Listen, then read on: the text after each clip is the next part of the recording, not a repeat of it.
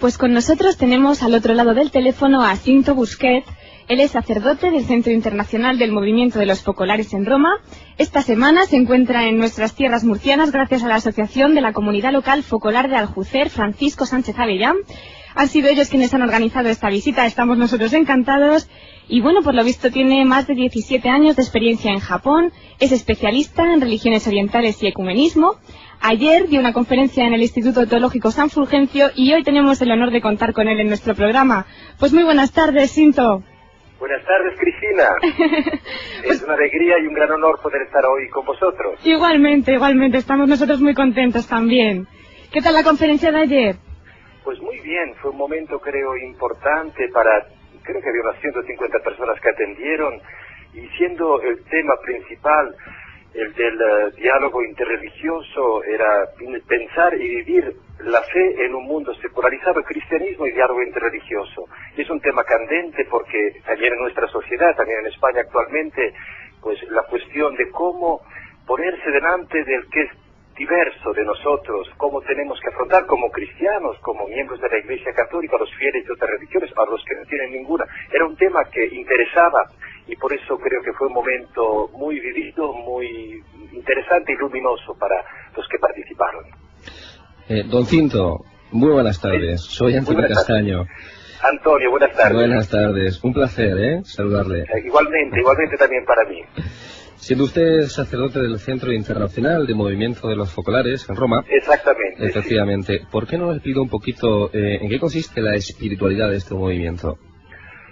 El Movimiento de los Focolares, para decirlo en pocas palabras, es una asociación católica que nació en el año 1943, que se ha caracterizado por su trabajo en el campo de la comunión al interno de la Iglesia Católica, de la unidad, de establecer muchos lazos también entre cristianos de distintas denominaciones, y que ha trabajado sobre todo en los últimos 30, 40 años también en el campo del diálogo interreligioso y también en el campo del diálogo con la cultura del mundo actual, por tanto también con todas esas personas que no se identifican con una determinada institución religiosa, pero que tienen un buen corazón y quieren y sienten también que pueden trabajar con nosotros como cristianos para encarnar esos valores evangélicos que son universales. En ese sentido, pues, estar en este momento, desde 5 años colaborando en el Centro Internacional que se encuentra en Roma, es para mí una gracia muy especial y me hace sentir precisamente eso, la universalidad de la Iglesia, que se expresa de muchas maneras y en muchos campos. Es algo realmente que me hace sentir orgulloso de poder servir a la Iglesia ahí donde Dios me quiere en este momento. Bueno, y ha estado más de 17 años en Japón. ¿Cómo fue parar allí? No son pocos. Pues fui ahí con 25 años porque me lo pidieron, en el sentido que después de terminar un par de años de formación como miembro consagrado al interno del Movimiento de los Focolares, estando un año en Italia y en Suiza, me propusieron de hacer parte del centro que se había abierto desde hacía poco tiempo en Tokio, en la capital de Japón. Y para mí fue algo que empezó un capítulo completamente nuevo, inesperado de mi vida. Sentí claramente que era Dios que movía los hilos de esa historia sagrada de la cual todos hacemos parte. Y pues ha sido una experiencia muy rica, muy diversa, encontrarme en un país donde los cristianos son una minoría, no llegan al 1%, sumando católicos, ortodoxos, protestantes de todas las denominaciones anglicanos, pero en el cual la Iglesia Católica tiene una presencia cualificada en el campo educativo, en el campo también asistencial, y que hay este gran diálogo con el budismo, con la religión originaria del Japón, que es el sintoísmo, y con ese mundo en donde la técnica y el trabajo se expresan con una perfección, como se sabe, a la japonesa. Y estar ahí, testimoniando el Evangelio, fue algo que para mí fue un gran reto, y fue muy, muy interesante. Precisamente, yo le quería preguntar esto, sabiendo que el Japón es una nación pues muy cosmopolita, muy abierta ya a Occidente. Exacto. Pues en ese sentido, pero respecto a la vivencia del cristianismo, ¿cómo se vive allí esa experiencia? ¿Cómo se abre paso la religión cristiana allí? ¿Solamente tiene capacidad a la hora de dialogar con las otras religiones o se va consolidando o cómo se vive el cristianismo? Claro, por supuesto, hay una acción testimonial de la Iglesia, de diálogo hacia las otras religiones, de respeto, que es muy importante en el sentido de que también nos enriquecemos nosotros como Iglesia, estando en contacto y en diálogo con estas grandes tradiciones religiosas. Por otra parte, nuestra misión es la de testimoniar y de acompañar en el camino a esos que sienten la llamada de ser discípulos de Jesús. La misión en este sentido evangelizadora en Japón, a diferencia por ejemplo de otros países asiáticos como Corea, donde en estos últimos decenios la Iglesia ha crecido muchísimo, es una misión que lleva un ritmo muy lento, pues analizándolo externamente. Por supuesto, hay siempre cada año en la vigilia pascual, en Navidad también, bautizos de adultos en la mayor parte de las parroquias, de las 865 parroquias que están presentes en el territorio japonés, en 16 diócesis. Hay un camino de crecimiento, hay una vitalidad de esa iglesia, pero claro, estamos hablando de una iglesia católica con 500.000 de fieles, en un país de 127 millones de habitantes. Claro, son una gran minoría en ese sentido. Una gran minoría. En los últimos años, en los últimos 15 años, como ha habido también mucha inmigración de Latinoamérica, de ex-japoneses, descendientes de japoneses que habían emigrado a Latinoamérica en los años 40, 50, que por motivos de trabajo pues han emigrado a Japón, o por ejemplo emigración desde Filipinas o de otros países del sudeste asiático. Hay también una presencia considerable en la iglesia japonesa de personas no japonesas. Pero al mismo tiempo, es decir, la iglesia presente ahí es una iglesia con todos los obispos japoneses, una iglesia con su identidad, y al mismo tiempo es una iglesia abierta a esa universalidad de la iglesia que comprende a todos los pueblos. Por eso que es bonito vivir la fe, celebrar la Eucaristía en las parroquias japonesas, porque son iglesias en la mayor parte pequeñas numéricamente, pero muy vivas. Uno se siente en familia y se siente con esa misión de dar testimonio del Evangelio, dar testimonio de Jesús en esa sociedad que no lo conoce o lo conoce un poco o solo superficialmente. Don Cinto, y usted que ha realizado tantos estudios sobre las religiones orientales, ¿hay algún aspecto en concreto que quiera resaltar, que quiera remarcar? Yo podría decir algo sobre el budismo, que es la religión que también he tenido que profundizar de manera sistemática con mis estudios, porque el budismo, por ejemplo, es una religión que no habla de Dios, que eso ya choca, es decir, se habla del Buda, que nos enseña el camino hacia la liberación, hacia la iluminación. Es una religión que habla del Dharma, esa ley universal que rige todo lo existente. Por tanto, uno diría, entonces, ¿qué se trae? ¿Es una religión o no es una religión? De hecho, por ejemplo, en Europa, cuando se empezaron a divulgar los textos budistas del siglo XIX, se decía, algunos estudiosos decían que no era una religión, que era una filosofía. En cambio, en la vía budista se encuentran estas personas profundamente espirituales que gracias a la meditación, gracias a toda una apertura a lo trascendente, a la dimensión que no se ve, pues están muy cerca de Dios, aunque no lo digan explícitamente. Y en este sentido también a nosotros, cristianos, nos ayudan a ser más profundos.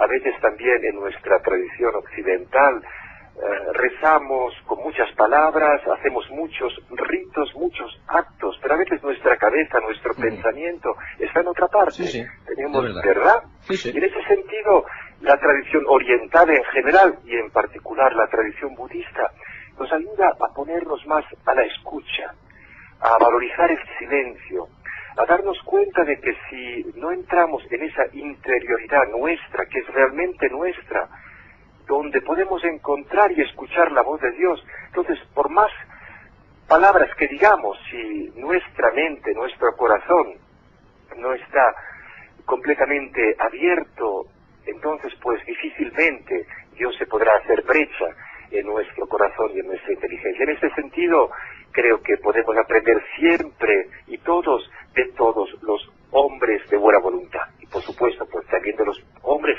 y mujeres mujeres que tratan seriamente de seguir una vía espiritual. Usted escribió una obra que se titula Entre Oriente y Occidente, en busca de un sentido. Exactamente. Y siguiendo un poquito en la línea de lo que está comentando, ¿sería fácil encontrar puntos de unión en la forma de pensar, de vivir la vida entre ambas culturas en busca de un sentido? Porque nosotros sabemos dónde encontramos el sentido de la vida, pero claro. ¿qué pasa en Oriente con este otro tipo de religiones que no adoran precisamente un Dios personal, ¿no? Aunque sea una trascendencia de alguna forma, pero no es... ¿Podemos encontrar punto de unión con estas culturas? Claro, por supuesto. Cuando hablamos de Oriente, fácilmente podemos caer en generalizaciones, porque estamos hablando del grande continente asiático, donde tenemos desde las tradiciones en India, hindús, donde se habla explícitamente de Dios, de la divinidad. Estamos hablando de la gran cultura china, en el que se habla del Señor del Cielo. Estamos hablando, en este caso, que yo conozco más directamente, de Japón o de Corea, en donde está más presente una tradición budista, etcétera, o lo sagrado en la tradición sintoísta japonesa, es algo más ambiguo. Pero si hablamos en general, lo que podríamos decir es, claro, que partiendo también de nuestra visión cristiana, que Dios es Dios de todos, y sabemos pues que Dios es Padre de todo hombre y de toda mujer, que en el profundo del corazón de todo hombre está presente su espíritu, y que Él nos lleva a esa relación con Él en lo más íntimo de nosotros mismos. En este sentido, antes de ir a Japón me habían dicho muchas veces que es completamente distinto, ahí no hay ni siquiera eso, la idea de un Dios creador, etcétera. La misión cristiana es muy, muy compleja y ardua. En cambio, ahí viendo más en profundidad lo que las personas pedían y buscaban a eso, buscaban una relación auténtica con los demás y con ese alguien, con la grande que da sentido a todo lo que vivimos.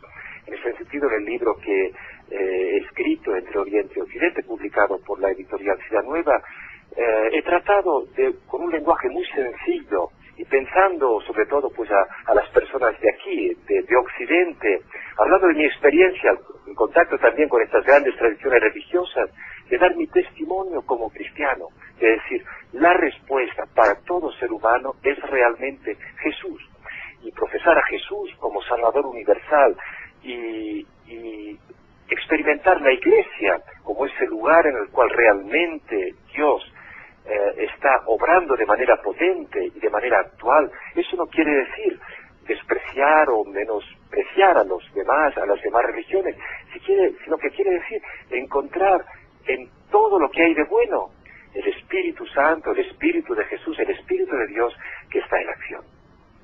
Qué riqueza tan impresionante vemos, don Cinto. Estaríamos toda la tarde charlando con usted, pero el tiempo ya nos está apretando un poquito. Y bueno, para terminar, si nos estábamos preguntando cómo es la devoción a la Santísima Virgen en Japón, porque recordábamos, pues por ejemplo, el caso de Maximiliano Kolbe, ¿no? Sí, que quiso llevar esta devoción de la Inmaculada. ¿Se mantiene? ¿Cómo ha continuado? ¿Cómo es la devoción a María? Sí. La devoción a María está muy viva en la Iglesia Católica, en el sentido que se ve en María, como se ve en todas partes, esa presencia materna, cercana. María, la Virgen María es una criatura como nosotros, llena de gracia, escogida por Dios, pero es una criatura, es como nosotros, que ha respondido plenamente al proyecto fabuloso, inmenso que el Padre tenía hacia ella, y por eso que es nuestro modelo y la sentimos especialmente cercana. También en Japón, y la Virgen es esa presencia que nos ayuda y que ayuda a los cristianos a entender más a Jesús. Yo viví los últimos 5 años que viví en Japón, en Nagasaki, muy cerca del convento franciscano conventual fundado por San Maximiliano Kolbe, donde él fundó la revista también de la Inmaculada, que tiene aún un tiraje considerable actualmente, y se ve que la Iglesia ahí pues tiene esa especial protección de María, porque María siempre prefiere a quien es más pequeño, quien se siente también más débil, y en este sentido La iglesia japonesa, al menos numéricamente, es una iglesia pequeña y aún con pocos recursos. Muy bien, don Cinto, pues nada más. Queremos agradecerle su testimonio, su presencia en los micrófonos de la COPE y simplemente desearle que cuando vuelva a Japón, ¿verdad? Volverá ya al Japón ahora. Pues, por ahora vuelvo a Roma y después un poco más adelante volveré a Japón si Dios quiere. Bueno, pues que allá donde esté, que consiga muchísimos frutos en su misión evangelizadora. Muchas gracias a vosotros, Cristina. Un abrazo. Un abrazo muy fuerte. Hasta siempre. Adiós.